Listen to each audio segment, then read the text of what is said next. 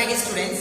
In our last class, we already discussed the causes of First World War and the result of the First World War. So, today we are going to discuss peace, war and the economic depression. That is the topic we are going to explain.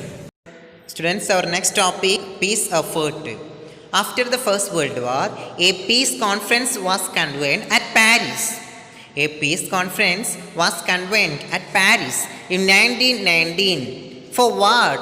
To discuss post-war situation under the leadership of winning allies Britain and France. They signed different treaties with the defeated nations. Among these treaties, the Versailles Treaty signed with Germany in 1919. That was the most important one. According to the Treaty of Versailles, German colonies were divided among the victorious powers. Germany was forced to pay a huge amount of as war indemnity. The Allied occupied the rich mines of Germany. Above all, war guilt was imposed on Germany and Germany was disarmed. Students, listen here. A peace conference was convened at Paris in 1919 to discuss post-war situation. യുദ്ധം കഴിഞ്ഞതിന് ശേഷമുള്ള സിറ്റുവേഷനെ discuss ചെയ്യാൻ വേണ്ടിയിട്ട് പാരീസിൽ 1919 ഒരു piece conference convene ചെയ്തു. ഒരു സമാധാന സമ്മേളനം നടന്നു. Under the leadership of winning Alice. ആരുടെ ലീഡർഷിപ്പിലാണ്? വിജയിച്ചവരുടെ ലീഡർഷിപ്പിൽ, അഥവാ ബ്രിട്ടൻ്റെയും ഫ്രാൻസിൻ്റെയും ലീഡർഷിപ്പിൽ.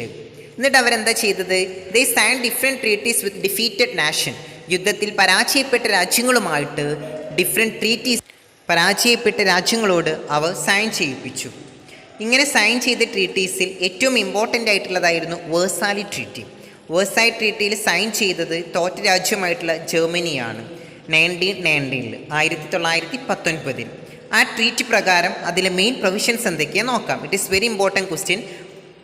Germany colonies were divided among the victorious powers. First one, ജർമ്മനിയുടെ കോളനികൾ വിജയിച്ച രാജ്യങ്ങൾ ഡിവൈഡ് ചെയ്ത് എടുത്തു.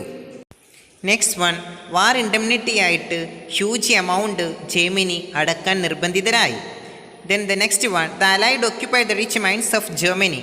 ജർമ്മനിയുടെ ഖനികൾ വിജയിച്ചവർ പങ്കിട്ടെടുത്തു. എബോ ഓൾ, ഇതിനെല്ലാം പുറമെ war guilt was imposed on Germany.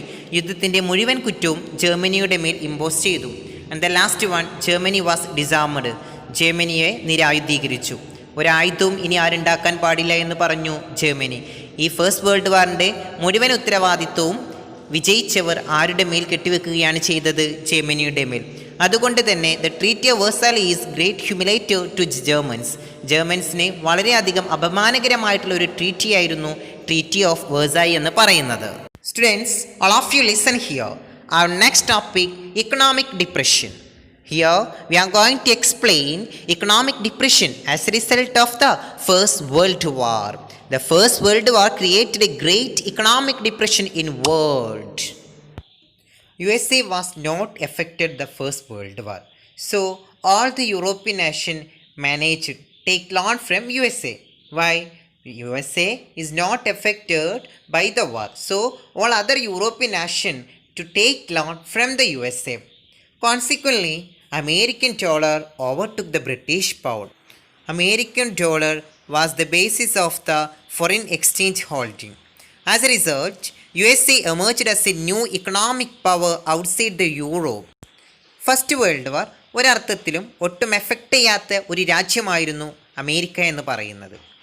അമേരിക്കയെ ഫിനാൻഷ്യലി ഒട്ടും തകർത്തിട്ടുണ്ടായിരുന്നില്ല ഫസ്റ്റ് വേൾഡ് വാർ. അതുകൊണ്ട് തന്നെ അതർ യൂറോപ്യൻ രാജ്യങ്ങളെല്ലാം USA-യിൽ നിന്ന് ലോൺ എടുത്തു. അതിനെ തുടർന്ന് അമേരിക്കൻ ഡോളർ ബ്രിട്ടീഷ് പൗണ്ടിനെ ഓവർടേക്ക് ചെയ്തിട്ട് ഫോറിൻ എക്സ്ചേഞ്ചിൻ്റെ ഒരു ബേസിസ് ആയിട്ട് മാറുകയാണ് ചെയ്തത്. ആസ് എ റിസൾട്ട്, ഇതിൻ്റെ ഫലമായിട്ട് ഏറ്റവും വലിയ ഒരു ന്യൂ ഇക്കണോമിക് പവറായിട്ട് മാറുകയും ചെയ്തു America. But the economic growth of USA did not last long. The world was thrown into economic crisis in 1920. That crisis originated in USA. ഇപ്പോൾ ഈ USA-ൻ്റെ ഇക്കണോമിക് ഗ്രോത്ത് അധികകാലം നീണ്ടു നിന്നില്ല. ലോകം ഒരു ഏറ്റവും വലിയ 1920 ഇക്കണോമിക് ക്രൈസിസിലേക്ക് എടുത്തെറിയപ്പെട്ടു. ആ വേൾഡ് ഇക്കണോമിക് ക്രൈസിസ് എമേർജ് ചെയ്തത് എവിടെ നിന്നായിരുന്നു? 1920 അമേരിക്കയിൽ നിന്നായിരുന്നു. അപ്പോൾ നമുക്കറിയാം പല അതർ യൂറോപ്യൻ രാജ്യങ്ങളും അമേരിക്കയിൽ നിന്ന് ലോൺ എടുത്തിട്ടുണ്ടായിരുന്നു. ആ ലോണ് അവർ എന്ത് ചെയ്തില്ല, റീപേ ചെയ്തില്ല, തിരിച്ചടച്ചില്ല. അതുകൊണ്ട് തന്നെ അമേരിക്കയിൽ ഏറ്റവും വലിയ ഒരു ഫിനാൻഷ്യൽ ക്രൈസിസ് ഉണ്ടായി. അങ്ങനെ 1920-ൽ വേൾഡിൽ തന്നെ ഒരു ഇക്കണോമിക് ക്രൈസിസ് ഉണ്ടാവാൻ അത് കാരണമായി. The first impact is people who became pauper because of the war. They couldn't afford the commodities. And the second one, goods were kept and sold in factories. Then the third one, European nations failed to repay their debt to the USA. Banks collapsed. Inflation became uncontrollable. Acute unemployment and poverty. These are the important impact of the economic depression. Economic ഡിപ്രഷൻ്റെ impact എന്തൊക്കെയാണെന്ന് നോക്കാം. People എന്തായിട്ട് മാറി, പാപ്പരായിട്ട് മാറി. Because of the war they couldn't afford the commodities. അവർക്ക് എന്ത് വാങ്ങാനുള്ള കപ്പാസിറ്റി ഉണ്ടായിരുന്നില്ല, commodities. Goods were kept and sold in factories. സാധനങ്ങളെല്ലാം വിൽക്കാതെ എവിടെ കെട്ടിക്കിടക്കുകയാണ് ഉണ്ടായത്, ഫാക്ടറികളിൽ. European nation failed to repay the debt to the USA. USA-യിൽ നിന്നെടുത്ത ലോൺ റീപേ ചെയ്യുന്നതിൽ ആര് പരാജയപ്പെട്ടു, European nations. Banks collapsed. Bank എന്ത് ചെയ്തു, കൊളാപ്സ് ചെയ്തു. Inflation became uncontrollable. പണപ്പെരുപ്പം അൺകൺട്രോളബിളായി. Acute unemployment and poverty. അൺഎംപ്ലോയ്മെൻറ്റും പോവേർട്ടിയും രൂക്ഷമായി. Students, I hope that all of you understood what are the things we talked. So let's wind up our class. Thank you.